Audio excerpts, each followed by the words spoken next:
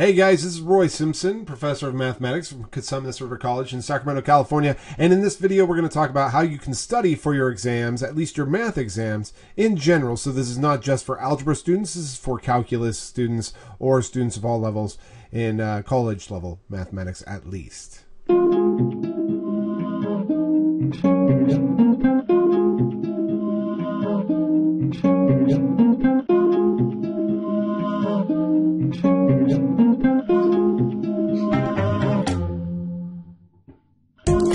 So let's go ahead and start talking about this. We'll break it into two segments, this whole studying for exams concept. We'll break it into before the exam. So let me go ahead and write that down. Before the exam. And then we'll talk about what you can do during the exam. Because both are very important. You're going to need skills in both areas, obviously. You need to be able to study well. You also need to be able to take exams pretty proficiently, obviously, to do well in mathematics. So let's go ahead and start with before the exam. And I'll highlight that. The first thing you should probably realize is there is a huge difference between final exams and other kinds of exams. Now, this is obviously instructor dependent, so your instructor might be slightly different, but I think across the board, most instructors follow the kind of general rule of thumb that chapter exams or by-chapter exams, however your instructor has their exams set up, those tend to be a little more challenging, mainly because you're in the thick of things and it's only a finite, well, it's always only a finite amount of material, but it's a small amount of material for a single exam. Whereas for a final exam, it's usually the breadth of the entire course. So it's comprehensive. You have all the material throughout the entire course represented on your final exam. So you have to know that the material in your final exam will likely be not as detailed as the material on your other exams. That doesn't mean that it will be easier for you. In fact, most students find finals more difficult. But just to let you know that all the sticky details in mathematics, all the crazy applications that you may have seen or something like that, generally fall by the wayside as you get closer to the final exam. And on the final exam, it's not just basic skills, mid-level skills and mid-level applications. So that's just something to note before we even start talking about how you should be studying for your exams or your finals. The second thing you should be doing is you should be using your resources. And when I say use your resources, I mean a lot of the items that you had throughout the semester available to you. Probably the very first thing are your notes. And this might be a little late in the semester, unless maybe this is your first exam, then it's not too late in the semester. However, when you're taking notes in class, you should always highlight anything that your instructor seems to be all jazzed about. If there's some type of problem style your instructor's jazzed about, whatever it may be, you should always highlight those so they're easy to find when you go to study for your exams. So your class notes are generally the first thing that you should go to when studying for exams, whether they be final exams or regular chapter exams. The next thing I would suggest you look at, and this is usually just for the final exams, is looking at your old exams. So looking at all your old exams in the course. And if this only is true for the final exam, like I said, if it's like your first or second exam in the class, your old exams really won't help you other than possibly letting you know how your instructor tests. But for the final exam, you definitely should look through your old exams, because what your instructor is doing when they're building an exam for, let's say, your first or second or third exam, whatever it may be, is they're looking at all the skills they want you to represent in the course. And as they get close to the final exam, they still draw from that same set of kind of skill set to build your final exam. So it's a good idea to really look at your old exams, look at your weak areas, and focus in on shoring up those problem areas. The next one I think students focus a little too much on, but I still think it's still a good one to look at, is your old homework. Right? Your homework is kind of important. However, when an instructor assigns homework, unless they're assigning a very small number of problems, let's say 8 or 9 problems, generally they just kind of say, just do all these kind of problems, maybe 20 different problems. In that case, if you have a whole slew of problems per section that your instructor assigned, it's very difficult for you to go through your homework problem by problem. So this is kind of a resource that actually most students use, but is kind of a dangerous thing. So I would probably suggest prior to doing this, or maybe instead of doing this, looking at the chapter reviews. And these occur usually in most college level textbooks, actually most textbooks, period, have chapter reviews. So that's always nice, because then it's just a small number of problems, maybe restricted to 20 to 30 problems, that covers all the material in the chapter. One thing you have to be kind of aware of is that maybe your instructor did not want to teach a specific topic in that chapter, so you'll have to know how to avoid those problems that they didn't bother covering in that chapter for one reason or another. Another thing that you can do that kind of belongs in this bullet here is that if you're using an online homework system, you can use the online homework system's personal study plan, or chapter reviews is there as well. And I think most of the major online homework systems have something like this.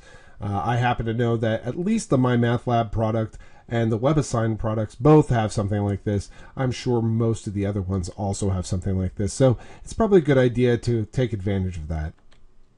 The next item is usually reserved for the last resort by students, and I think it's because it's mostly pretty daunting. They don't like to read, but it's your textbook. Read through your textbook. Look through the textbook's examples in the within the section. So like if you open up to section 3.4 and maybe you didn't bother reading it because your instructor had great notes or something like that, still a good idea to open up the book, crack the book, and look at the examples in the book and see if you can work through those exercises, because the author is also working through those exercises, so you can see how it's done. Finally, and this is only a finally that I can think of offhand, I mean there's probably a lot of other things you could do, but one last thing you can do is go to your instructor if you have specific questions. Now you cannot, and it's very rude actually, to go to your instructor at the end of the semester or maybe prior to an exam and ask them a ton of questions, because it is kind of rude, because it basically says that you weren't paying attention in class or that you didn't speak up. The worst thing for a professor really is that a student comes in at the end of the semester and says, how do you do these 57 different things? That's just can't be done in a 1 or 2 session period talking to your instructor. So you should get in the habit of attending your instructor's office hours throughout the semester, but as you're studying for an exam, make a list of big ticket items that you just are completely lost on, and maybe get those remedied by your instructor if all your other resources are exhausted. Now the next big ticket item here that I also want to talk about is how you can summarize the material for the course. And this is very important for all courses, whether you're in algebra or trigonometry, pre-calculus or calculus or differential equations. It doesn't matter what course you're in mathematics. What is important is that you know how to succinctly summarize what the course is about. So let me just say that you should summarize the major topics. Now, what this means to you may be slightly different than what it means to me, or completely different than what it means to me. Or to your instructor. But whatever works for you, you have to have a way of summarizing what the course was all about. I can tell you right now, for an intermediate algebra course, I could summarize an intermediate algebra course in about 5 topics. And these would be basically something like linear, I'll just say linears, quadratics. I know that that's a major topic, right, in algebra. Exponentials and logarithms. I usually lump those two together because they are the same, actually. So exponentials and I'll just put logs here. Functions are usually a big topic within intermediate algebra. And then you have rationals and radicals are usually in here. So I'll just write that down, rationals and radicals. And that's pretty much it. I mean, that's what an intermediate algebra course to me kind of falls out as. And by the way, some people will say quadratics / polynomials here. And whoops, I'm spelling polynomials incorrectly. I'm just kind of quickly writing that down. I'm trying a different kind of setup with my gear today, so you may notice that the microphone sounds quite different than all my other recordings. It's because I'm dealing with a new microphone today, and so that's that. But anyway, so you want to be able to summarize into major topics and then break these out into minor topics. So I went ahead and wrote that in there. You definitely want to do something like this. Main reason why is because if you can summarize all the major topics in a course, it really gives you your brain kind of an easier way to process all the information.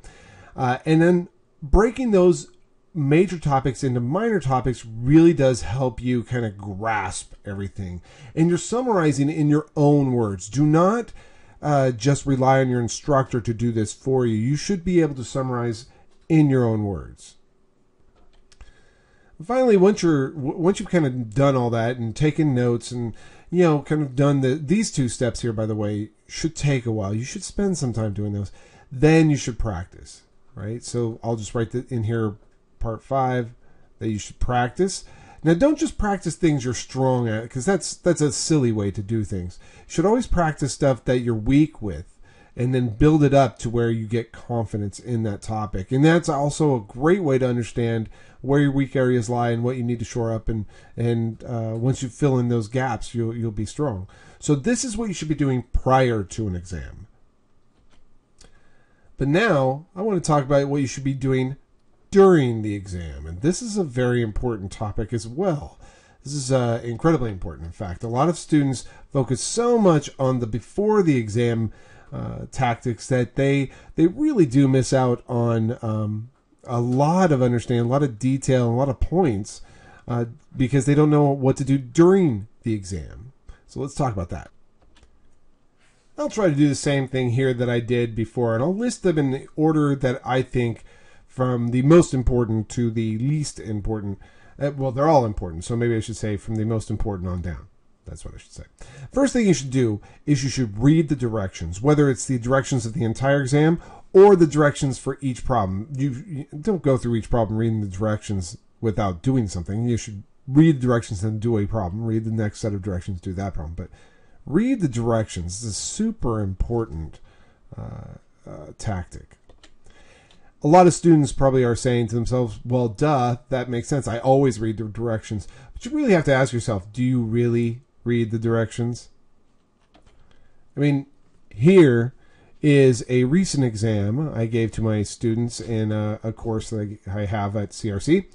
And, of course, I doubt very many of them actually read through the instructions because I had a cell phone go off. And the very first instruction says turn off your cell phone, right? Only use scratch paper provided by me, which, is kind of important. So again, these are things that your instructor might have on their exams. It's very important that you do this because they can come up to you and really kind of say that you're cheating if you're not following the directions. This course I happen to allow graphing calculators. Normally I don't, but this is an applied intermediate algebra course that we have on our campus. So what's very important, if you read this direction right here, in order to receive any partial credit on a given problem, you must show all of your work. So these all are great pieces of advice that you should read through, because if you're not reading these, then you're going to you're just gonna likely lose points. Okay, so be very careful. Read the directions. It saves you a lot of headache. Second thing, and this is super important, you should be showing your work. Period. You should show your work. This is something that is incredibly... Let me just give you an example of why this is so important, actually. And this example will work for pretty much anybody, whether you're in algebra or calculus or whatever. But, I'll have somebody, if I say, let's just pretend this is a very low-level algebra class, and I just say, solve this. Okay, let's just say, solve this. And I have somebody that just says that x is equal to 7/3, right? And the reason why somebody might have done this, they might have forgot to distribute the 3, or better yet, actually, I have a better way. Let's pretend the person wrote x equals 2. Okay. I happen to know why a person would write an answer of x equals 2, but if they don't show me any work, that's 0 points. Your instructor has to assume that when you write an answer without showing any work, that all you're doing is writing in a random number. If that answer is incorrect, that's what your instructor can assume. And even if the answer is correct, some instructors will still assume that you're just writing down a random number. By the way, here's what often I know students are doing to get this wrong answer. They're distributing the 3 to the x, but not to the 1. So they get the 3x plus 1 is equal to 7, and they subtract 1 from both sides and divide by 3. So I know that that's a mistake they're making, but because they don't show me their work, they get no credit. There are a lot of other reasons why you should be showing your work on your exams. Also, if you start working through a problem, let's say you second guess yourself, which is always a tragedy on exams, do not erase your work. Cross it out. Because what if you were actually right? Erasing all that work means that you're just basically losing all your points. You should cross it out because instructors will look at your work. I promise you, most instructors should. And they'll take a look at it, and if you're actually right, they may detract some points from your score just because you're second guessing yourself, but at least you get something. Third thing, and this is also very important for many reasons, keep it clean. Keep your work clean. Cleanliness in work starts actually with your homework. If you do homework, and keep your homework clean, then you are developing a good, strong habit so that when you get to an exam and you start to show your work, it's clear, it's logical, it's concise, your instructor can read it, and there's something psychological about this. I don't want to say that clean work gets more points. However, honestly, I don't know very many instructors who look at horrible, sloppy work and go, yeah, this is much better than the really clean work. I mean, the math may be better, but there's something about having very clean work that is attractive to the eye. So make sure you keep your work clean, and that actually might win you some points. I hate to say it that way, but the fact is that keeping it clean actually might allow your instructor to be able to see where your mistakes are a little bit more easily, I guess. The fourth item here is a kind of a hard one to describe, and it's very instructor dependent. Knowing when to use a calculator. Now, on an exam, students generally have a very hard time understanding when they should be using a calculator and when they should not be using a calculator. The rule of thumb in my courses is you should never use a calculator unless the problem asks you to round your answer. Okay, that's really the rule of thumb. Or if the problem starts with some horrible decimal numbers, that's kind of the clue as well. But you should really get to know how your instructor tests. Ask them specifically. How do I know on your exam? If you're going to allow me to use a calculator, how do I know when I should be showing my work by hand and when I should be grabbing a calculator? The standard answer should be that if I allow you to use a calculator, you should show all of your work and use a calculator to check your work. You'll write everything longhand. That doesn't mean, when you have something like 547 divided by, 13, that you have to do that long division by hand. What I'm saying is you'll get all your formula work done by hand. Get everything put into quadratic formula, for example, by hand, that type of thing, and then use a calculator to get your final answer if they say you can round your answer. But just know it's a very tenuous situation to know when you can use a calculator. And for the most part, try to avoid using a calculator. If the exam is well written, it won't require a calculator, or it will only require very light use of a calculator. The next one kind of goes hand in hand with this last one. So 4 and 5 are kind of linked up together here. You should know the difference between exact and approximate answers. Most of the answers that you'll be looking for, that your instructor will be looking for on an exam, are exact in form. They want something that's perfect without the use of a calculator. However, like I said, if they ask you to round, that's called an approximate answer. And probably the best way to show you this, and for an algebra class that is, a lot of algebra students will be asked to simplify something like, let's just pretend this is a very low level algebra class again. They'll be asked to simplify the square root of 20. If the instructor doesn't say round your answer, that means they want an exact answer. They know that the square root of 20 is the same thing as square root of 4 times 5. They happen to know that we have a theorem that allows us to break this into the square root of 4 times the square root of 5, and the square root of 4 is just 2. So this is 2 times the square root of 5. And that's the exact answer. If you have some decimal for this, your instructor will likely mark you wrong or give you 0 credit because you're just grabbing a calculator. Of course the calculator can do this, but we are trying to test you on your understanding of how mathematics works. And don't get me started on this style of problem anyway. I'm not a huge fan of it. But so that's what I mean by exact versus approximate, and that you should know the difference. Most of your problems on an exam, unless you're asked to round to a certain decimal place, should be in exact form. Now the sixth item, and I actually have a seventh item here, but the seventh item is really, well, I suppose it's for all students as well, but it's mostly aimed at algebra students. But so I'll hold off on that for the moment. The sixth item is just to say don't get fancy with your work. And what I mean by that is that a lot of students love to hold on to something that they learned way back when. Oh, I remember in high school, my teacher taught me how to simplify complex fractions a certain way, yada, yada, yada. If you're going to go outside the realm of what your instructor showed you, that likely means you're relying on information that put you in this class.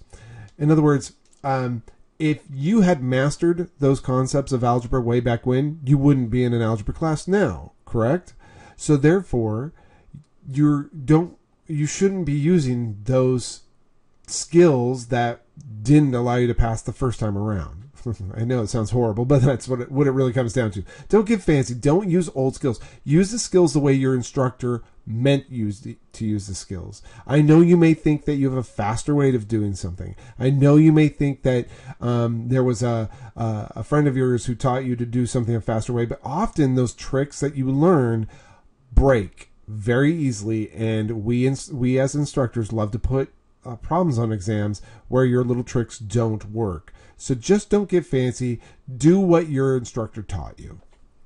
Now there is a slight caveat to this. Obviously, if you have done some little fancy trick or something like that, and it's a trick that maybe you showed your instructor before, and your instructor said, "Yeah, you can totally do that," then that's absolutely fine.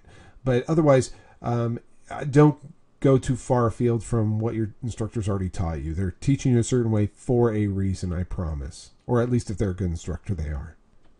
Now the seventh item here is really just a big ticket item to cover all the huge algebra mistakes that generally happen during exams that most students will lose a lot of points for. So I'll title it Huge Algebra Mistakes. And by the way, when I say huge algebra mistakes, these are mistakes that actually calculus students make, and trig students make, and pre-calculus students make. All students still make these same mistakes. So I want to make sure that you are well prepared to not make these mistakes. Now, after having said that, the first one is actually only something that only a mistake that algebra students tend to make. Usually calculus students don't make this mistake. But algebra through pre-calculus, I still see it in pre-calculus every once in a while. And that is not knowing the difference between simplifying and solving. Simplifying occurs when you do not have an equation. So you simplify expressions. Okay? You solve equations. So simplifying expressions, that's like something walks in the room and they say 1 plus 3. That's an expression. You just say, oh, that's 4. You've just simplified 1 plus 3. Solving is when somebody comes in the room and they say 1 plus x is equal to 4. Okay, 1 plus x is equal to 4. They've given you an equation. You should solve that equation, find out what x is. So there's a total difference between simplifying and solving. Let me actually give you an example here. So we have two problems here. One says simplify, one says solve. Notice the simplify is an expression. It's a sum of rational expressions or fractions here. And the solve is an equation, right? It's a rational equation. So let's see how we do the simplify. Simplify to add two fractions. We need an LCD, and the LCD here happens to be x times x plus 1. So I'll need an x plus 1 in this first fraction. So I'll multiply both numerator and denominator by that. and I need an x in the second fraction. And notice now that these both have the same denominator. So when we're simplifying, all we're doing is basically adding or performing the operations that exist in the problem. So this is going to be 3 times the quantity x plus 1 plus x all over x times x plus 1. And of course, this is not completely simplified because you should distribute that 3 to each of these items within those parentheses there. So let's go ahead and do that. 3x plus 3 plus x all over x times x plus 1. Combine like terms because, again, this is not simplified. You have to combine like terms in the numerator. That'll become 4x plus 3 over x times x plus 1. And as we all know, if you've taken any amount of algebra, that you should try to factor that numerator and see if anything cancels, but that numerator will not factor nicely. So we will leave it as it is, and that is simplified. Notice that we just got down to a simplified answer. We don't know what x is, but that's not our goal. Our goal was just to rewrite this initial sum of fractions here as a single fraction, and that's what we did. In the second problem down here, where it says solve, all I'm going to do is find the LCD. Again, the LCD here is just x times x plus 1. And this will actually be kind of an important topic for the next bullet point in a moment here. But I'm going to multiply both sides by that LCD. So x times x plus 1, x times x plus 1. And if you distribute that x times x plus 1 to each of these terms on the left-hand side, you'll see that in the first terms, the x will cancel, and you have 3 times x plus 1. On the second term, the x plus 1s will cancel, you just have an x. On the right-hand side, you'll get 4x squared plus 4x. And again, distribute on the left-hand side there, you get 3x plus 3 plus x. Notice that my work is somewhat clean. So I should be very happy, or my instructor should be very happy that I'm maintaining a level of rigor and cleanliness with my work. Subtract 4x from both sides. I will get 3 is equal to 4x squared. Divide both sides by 4. So I get 3/4 is equal to x squared. Take the square root of both sides. We happen to know that if x squared is equal to 3/4, then x is equal to plus or minus the square root of 3 over 4. And that is actually not simplified because I can take the square root of 4. So that'll be plus or minus square root of 3 over 2 because the square root of 4 is 2.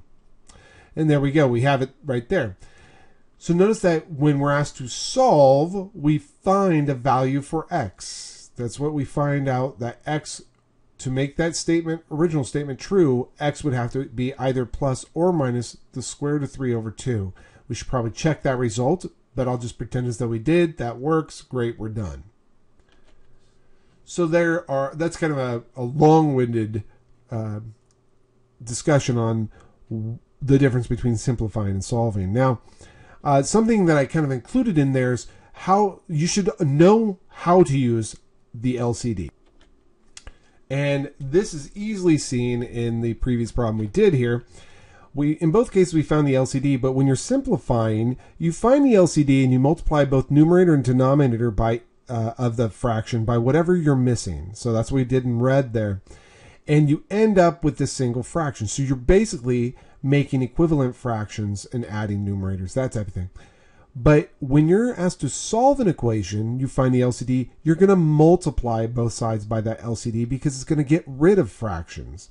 So what I often say to my students is, listen, when I'm asked to solve an equation and I have fractions, the first thing I'm going to do is get rid of those fractions. I do not like dealing with fractions. So I'm going to multiply both sides of that equation by the LCD. That's what you can do to solve an equation. You can multiply both sides by the LCD, but you can't multiply both sides by the LCD otherwise. In other words, if you don't have an equation, you don't have two sides. So you can't multiply two sides by anything. You just have a single side. So anyway, you should know that by now, but it's just something that I know is a huge algebra mistake. at least for beginning algebra students. I still see this mistake occur in advanced classes, but when your instructor sees that mistake in an advanced class, they just steal all your points away and say that you don't know what you're doing, go back to start and start all over again. But probably the largest mistake students make in algebra, and this can be confirmed through your instructor. Just ask your instructor, what's the biggest mistake that algebra students make? They will tell you this. Thinking that things work nicely with addition or subtraction. Addition and subtraction are the first things we learn really in mathematics. When you're a grade school student, that's like the first thing you learn after numbers is how to add them and then to subtract them. But just because you learn those first does not mean they work nicely. They actually don't. Anything you want to be true with these generally is not.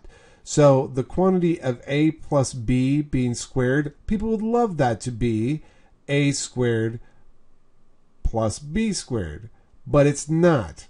It's not equal to that at all. It's actually a squared plus 2ab plus b squared. You're missing a plus 2ab in that center there because, let me write that in, because that is a plus b times a plus b. You do a longhand distribution. Another thing that students love to do, the square root of a plus b. They love to say that that is the square root of a plus the square root of b. It's not equal to that. You cannot break up square roots when they have addition or subtraction. That addition symbol means addition or subtraction. Now, you may think to yourself, of course, I'll never make that mistake. I promise you, even calculus students make this mistake. And when they do, it's such a tragedy because they just lose so many points. It's like this weirdness, like we want this to be true. I think what pulls you in is you'll see something like the square root of x squared plus 16, right? And people go, oh, okay, that's the square root of x squared, that's x. Well, it's the square root of 16, that's 4. Great. That's not true. It's not equal to that. So don't make those mistakes. One thing that is true is if it's multiplication, 16 times x squared, as long as x is positive, this is actually 4 times x. So that does work out nicely when x is positive, that it splits very nicely. But notice the operation between 16 and x squared is not addition or subtraction, it's multiplication. So when you have multiplication going on, usually everything works out nice. But addition or subtraction, not so much.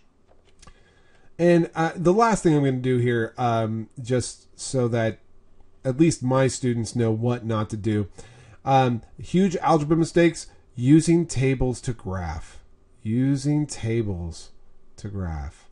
So when somebody asks you to graph a function, tables to graph, there we go. When somebody asks you, that somebody being your instructor, when they ask you to graph a function, they are not saying, hey, make a table of 27 values and plot the points and get a nice curve.